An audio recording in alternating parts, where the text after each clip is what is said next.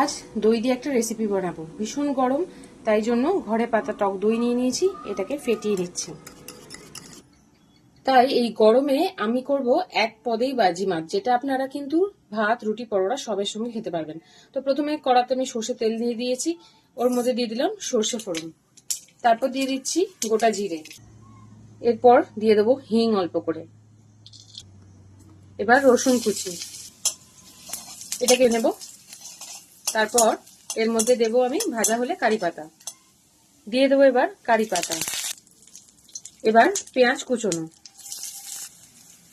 পেঁয়াজটা আধ ভাজা হবে, তারপর এর মধ্যে দিয়ে দেবো হলুদ, লঙ্কা গুঁড়ো, ধনে গুঁড়ো, জিরে গুঁড়ো,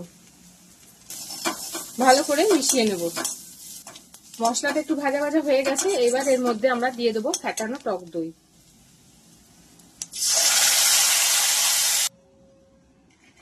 এটাকে এবার ভালো করে কষিয়ে আর আমরা নামিয়ে দেবো। তো গরমকালে এই হালকা পদটি আমাদের তৈরি, যার নাম হলো দই টিকারি। কেমন লাগলো জানাবেন। Thanks for watching.